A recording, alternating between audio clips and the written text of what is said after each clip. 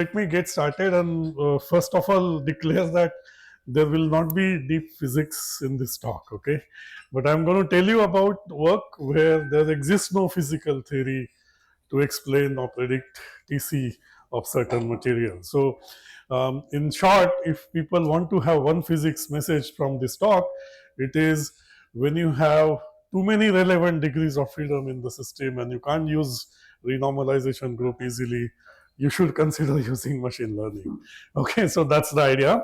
The second thing message is machine learning and artificial intelligence and machine learning is a very powerful tool which has emerged in the last 10 years, and it's something we cannot avoid or overlook. And this talk will try to tell you what we can do with it in the context of superconductors. No, I don't have any. Or maybe there are two mics on. Yeah. So what one can do using these techniques in the context of quantum materials like superconductors, where there exists no physics theory. Um, just to remind you, for students, there were two Nobel Prizes given for AIML in 2025 in 1 year.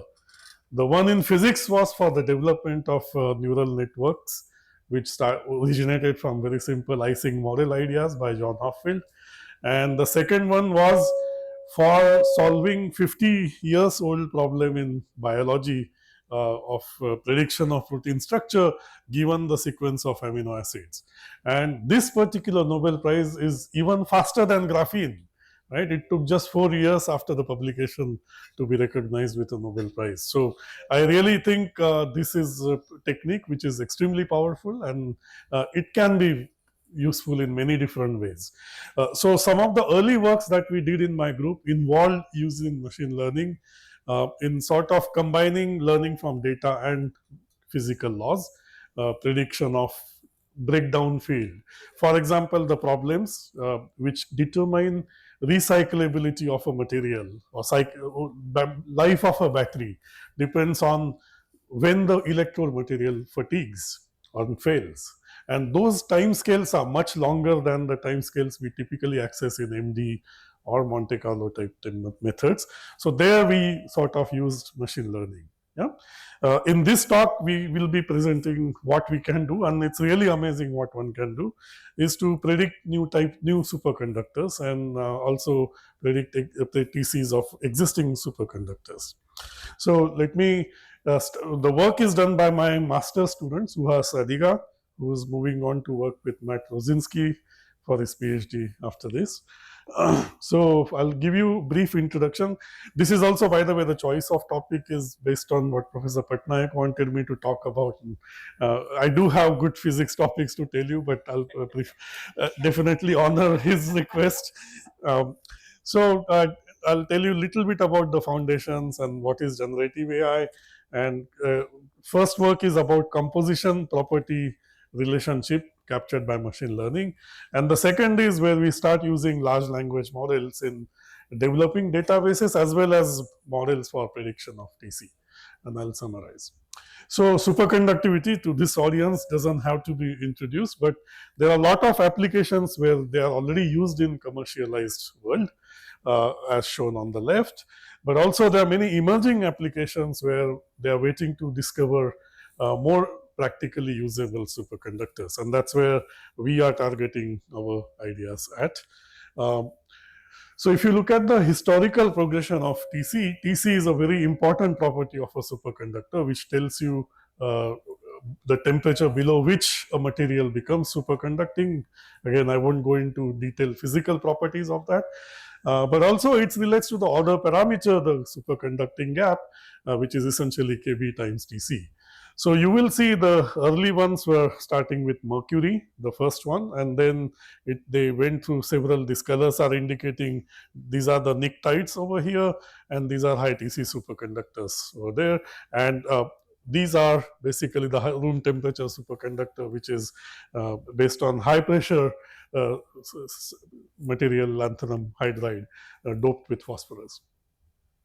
So key observation is TC has increased from 4.2 Kelvin to nearly room temperature in high pressure head rate. So it's quite a complex problem. And by the way, for the students particularly, the theory explains TC of only few of these low TC superconductors and not the ones which are superconducting in the liquid nitrogen temperature. These are the ones which are unexplained. So challenges in discovering a new superconductors are quite a few, and the reason for it is, first is there is no universal theory. So we can't really rely on that. Secondly, the chemical space is very huge. There are too many possibilities to explore. And not only that, how you make a superconductor also determines whether it will be superconducting or not. Computational limitations, both the techniques DFT, DMFT are good, but they don't really work adequately enough for the correlated systems like high TC superconductors. And experimentally, the challenges are as well, where this is typically depending on heuristics, chemical intuition, and trial and error, and extreme high conditions of synthesis. Yeah, so we need to basically have another approach, and that's what we are trying out here: data-based discovery of superconductors. So there are 5 paradigms of material science.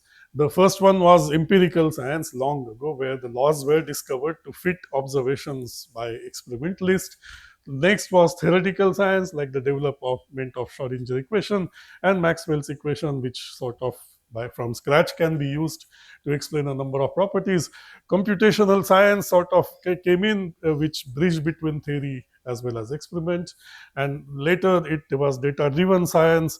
This is the first generation of artificial intelligence methods, essentially neural networks and so on.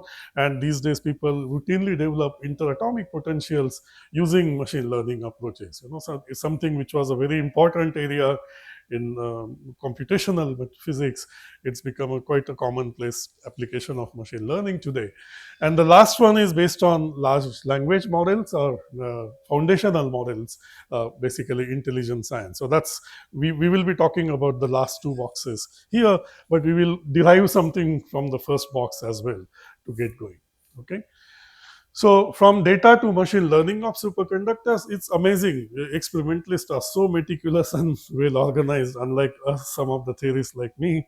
They right from 1980s, the superconducting database was developed in NIMS, Japan.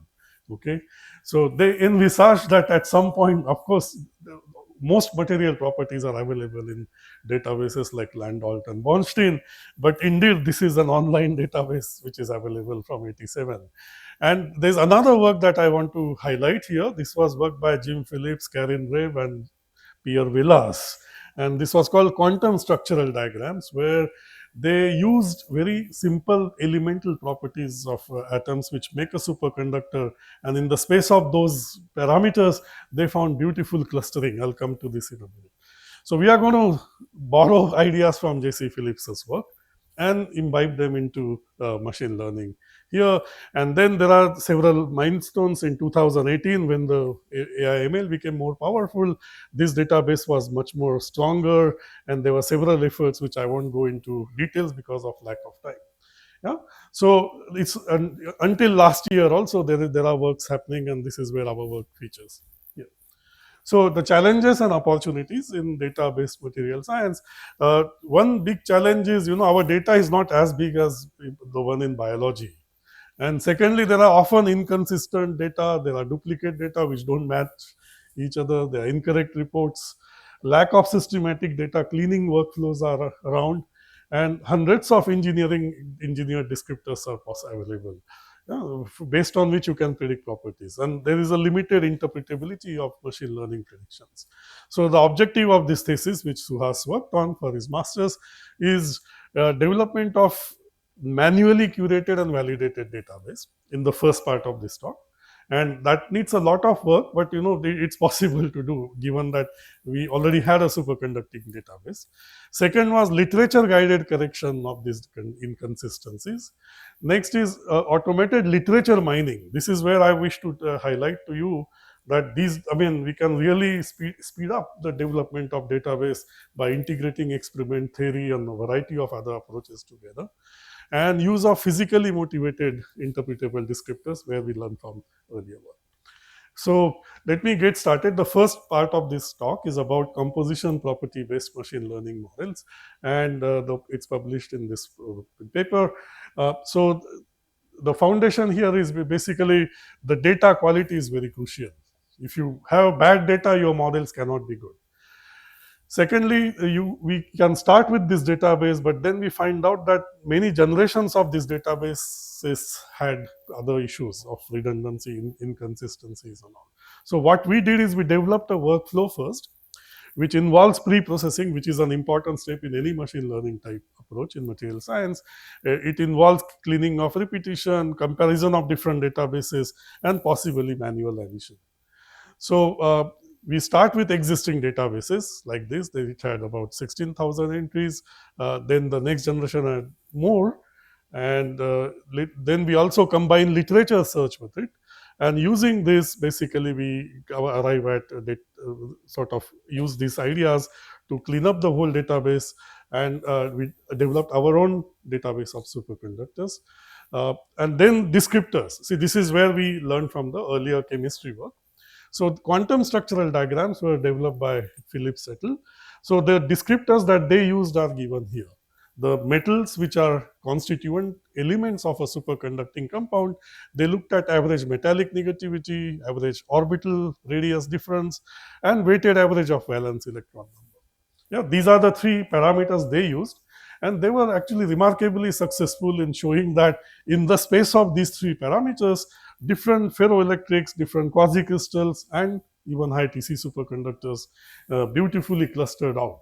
Yeah, and that could be used if you have a new compound. You just put it in the three-dimensional space, and you can predict whether that material is likely to be a superconductor or not. So that was the first attempt they used, which was based entirely on chemical intuition and data that was available at that time. So in this work, we start with their descriptors, the original QSD descriptors, but also add one more descriptor, which is basically the weighted average of number of unpaired electrons given of different elements which make up given superconductor. So first of all, the database that we have has a distribution of TC shown here. Large numbers are the low TC superconductors.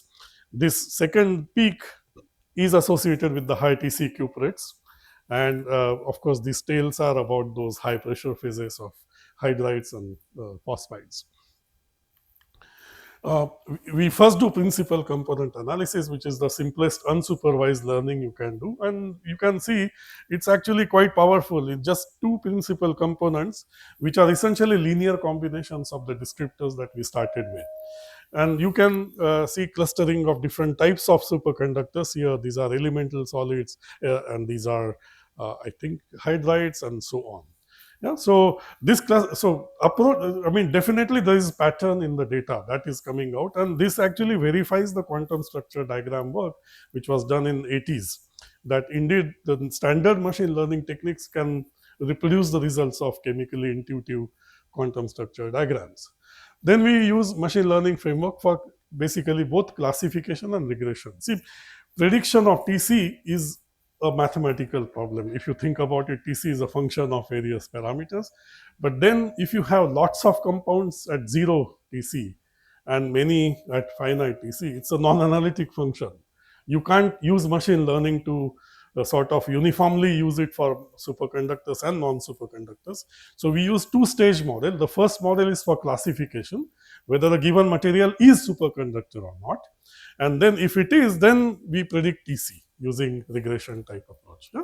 So this is two-step approach we have used, and the performance is quite good as shown here. We use what is called a Shapley analysis or SHAP analysis, which allows us to identify which microscopic descriptors or phenomenological descriptors are relevant to TC. And using this, basically it tells you that if sharp value is positive, it means the TC is pushed up relative to the median of that TC in those class of compounds. So using this, we find that maximum orbital radius of the element which make up superconductor is most relevant along with the median electronegativity and this number to determination of TC. So again, this is empirical science. We identify features which are relevant to the superconducting TC. So we can learn many more things from SHAP, but I'll just move on to see what it is.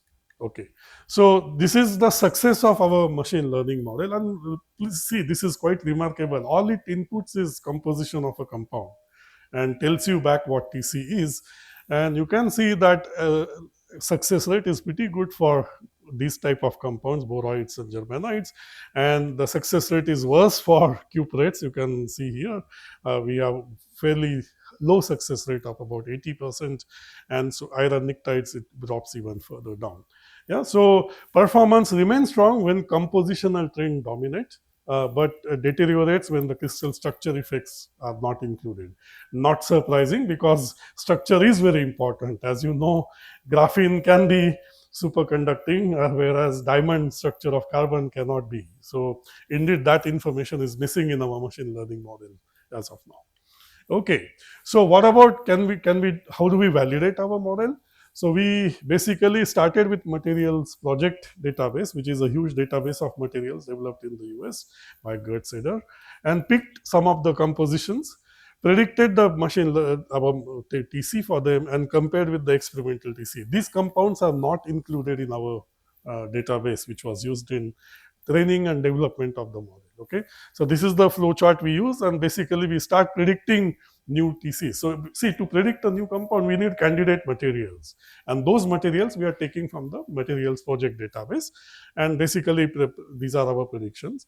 Among these predictions, you can see that the ones where we provide experimental TC, which is pretty close to our predicted value, they were reported after our work was published.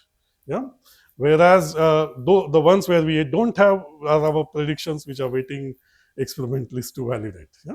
So it's reasonably useful. I don't say you are getting physical insights from such a model, but definitely it will help in predicting new superconductors from that. We looked at binary superconductor candidates as well, and basically 4 out of the 11 predicted compounds were also experimentally verified in 2019. These were outside the database, and we also have new compounds, binary compounds, which we believe are superconducting with the TC, which is not so small. Yeah, so these are something which I hope will stimulate experimental work in verifying our prediction. So to summarize, at this stage, what I showed is using, first of all, we did two things here. One is to develop our own database using certain workflow and idea and principle, and then used certain random forest machine learning model in developing a predictive ability to get TC. But there's no structure information, and there are many other limitations here. Okay, so what Suhas went on to do next is basically get into text mining and large language model. And this is really a powerful, this is like post 2021 AI ML techniques, which we feel are very powerful. Now you see, the fundamental paradigm in material science is this tetrahedron. Processing of a material determines its structure, structure determines properties, and properties determines performance. Yeah. Unfortunately, the quantum physics determines only one side of this tetrahedron, structure property relationship. Others are not so easy to get from. I mean, in principle you can, but practically it's just difficult. So if you start with an invention of a material, its real deployment in a commercial application takes at least 20 years today. So there is an approach necessary where we can expedite the time taken. We can accelerate this translation of invention into real deployment using certain techniques, but that we need to have a relationship between PSPP. And as I told you, quantum physics is allowing us to get this right. So machine learning approach, which can develop into integrated approach, we can get all of them right in one go, provided you have data for how processing conditions, structure, properties, and possibly performance. Yeah. So that's the ambitious goal we have now, to use machine learning to develop integrated framework. Yeah, that's what we are getting at. So we wanted to first develop a database which is structure aware superconductor database, and most machine learning models rely on only composition. And again, I won't go into this background, the time is rather short. So we first did curation of literature data, and basically what it involves is you have supercon materials theory, our own database. From here, we go to Scholarly and again use query cross reference API basically to get DOIs for a given superconducting material. Once you have a DOI, you can download the PDF file, and you have a possibility you can use human verification and then develop a database, or you can automate it using large language models. Yeah? So that's the idea. That's what Suhas did. Next is, but there, what we end up doing is basically to use uh, sorry RAG, which is retrieval augmented generation, because the large language models are not all developed from superconducting research papers, right? So we have now superconductivity research with us. We want to combine that knowledge with the existing large language models. That's called augmentation of the parameters of large language model. That's why it's called first retrieve the data from the papers, augment it with the input to the large language model, and then generate information which is far more useful to the prediction of TC. So this is again these are all developed by Suhas in using Python and various other open source tools. So this is the multimodal literature mining. We start from a PDF file of a paper, use MinerU, which is open source software to extract data. As of now, we are relying only on the textual data, not figures and equations. And by the way, you can use extract equations as well and do analysis beautifully. And then use OpenAI to create a vector database. So this is first step. So you map research paper into a vector database, and then you combine this user query. Suppose you want to know what are the conditions or what method of synthesis of a superconductor is used. Those queries go here, and along with comes out the retracted information about various things, superconducting TC, magnetic field, and so on. And then you use this Gemini large language model to generate this database query. This is the final database we generate called Superconductors Augmented World, although Suhas interprets as Suhas Adiga and Wagmare database. So yeah, all right. So this is sort of is the flow chart. Yeah, thank you.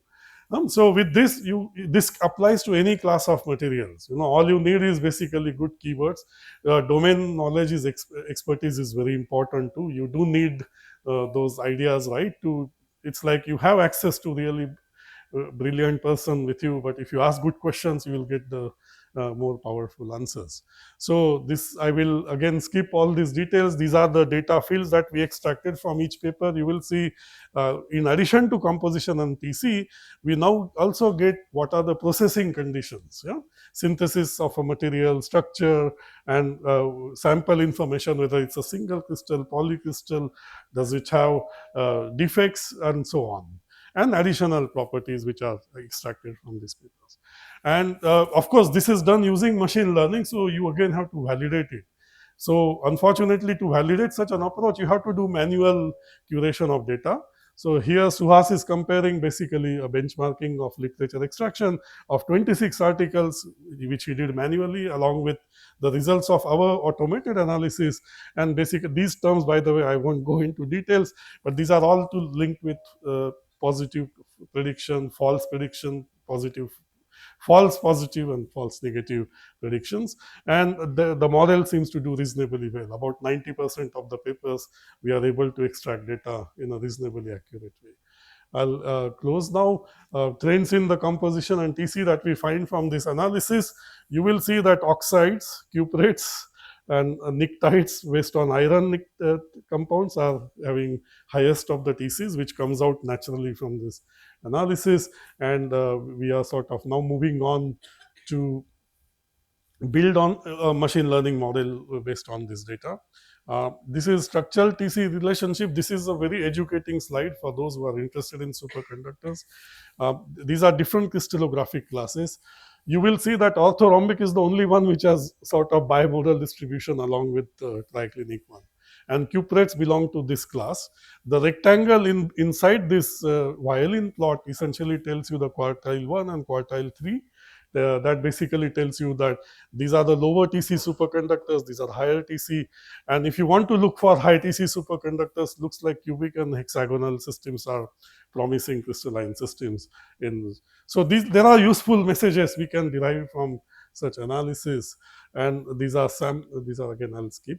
So to summarize, this is work in progress. So we are now in the process of developing a model which includes synthesis information and predicting TC of a superconductor along with the crystal structure and other information. So this is all open source. Anyone can use it, not the database, because it involves copyright violation. So we have to sign certain things with the publisher when we do such work.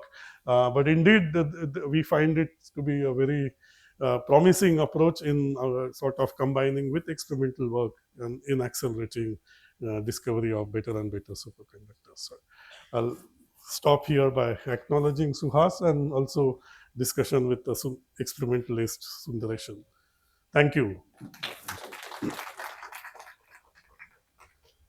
Questions?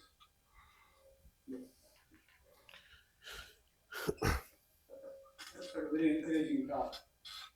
I have just two questions. One is about possibility of room temperature superconductivity, which has been seen in high-tide superconductors.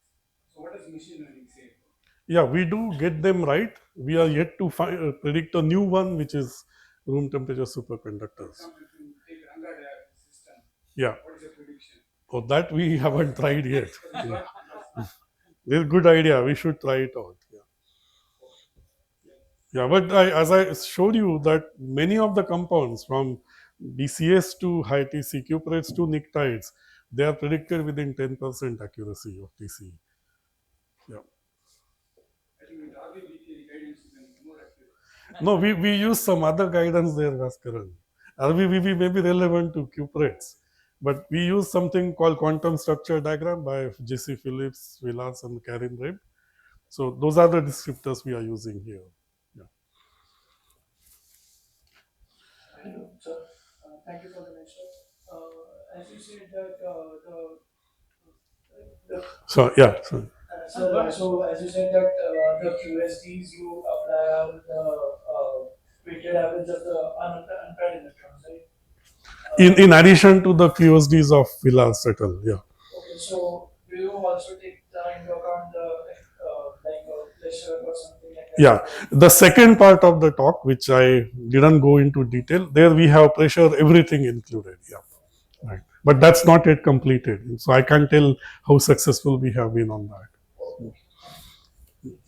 Yes, thank you, Professor. As it is in the frontier of media and science, and it's very encouraging. That's a very encouraging talk. I just curious about, let's say, in 10 years, in a decade, there are thousands of researchers, everybody will develop their own group. How screening will happen in a decade time? How do you expect the screening of such properties based on such kind of data, informatics, and statistics? Because thousands of researchers can produce thousands different module and procedure to reach to the target. So, what do you expect in a decade? No, so see, if your model and the data, there are two things here. One is you need to have the right data. So half of our work was focused on creation of a database. I didn't tell you we are the first ones. We are integrating experimental data with theoretical data here, right? And one others can do similar approaches too. No, I'm not saying no, but if you validate them, there is nothing odd about it. I mean, and there is no proof that there's only one machine learning model for a given structure variable relationship either. So it's a nonlinear model. I don't think there's only one which will be the right one. But testing is the only way you can validate or confirm which is right and which is not. Question in the back. Thank you for my talk, sir. I have one basic doubt. Since you have mentioned, Yeah. Since you mentioned that the data came from multiple sources and it's kind of a distributed one, and you have also mentioned that you uses the random forest and other kind of regression models. So how much is this R2 and RMSE scores when training during the training part of it and during the testing part of it? Yeah, so usually we report these rates after testing only, right? The training part is always very high, close to 1. But that's not the right one. You have to use, so you usually use 80% for training, 20% of the data for testing, and the numbers I reported are for tested data sets. They're all about 0.9. Yeah.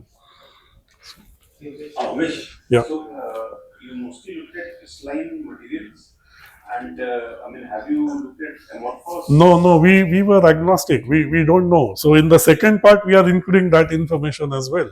The ISC gold till silver wala wo, what that? That's a good. Yeah, no, so the first part of my talk may not be able to address that, but the second part, we may be able to include that in our analysis. What is the answer? We haven't completed the second part. Yeah, it's work in progress. Yeah. Thanks. But thanks. I have 2 suggestions to try out for the second one. Thank you.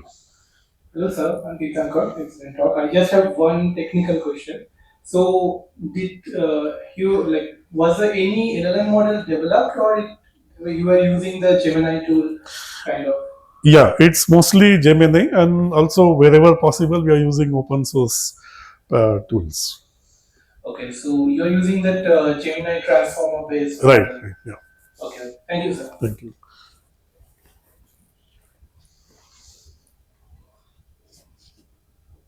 Okay. Okay. One last question without us to move on to another few questions. Sorry, I missed the point. Is this model not applicable to the elemental superconductors? Does it make any sense to? No, it does apply. But in R square values, I miss seeing them. Or No. They were quite accurately predicted, okay, actually. okay. Yeah. So, but it's okay to apply to them also. Absolutely, yes. Not more than hundreds of them to explore, though. Okay, so let's thank Professor Okay. Umesh Wagmare again for a very exciting talk.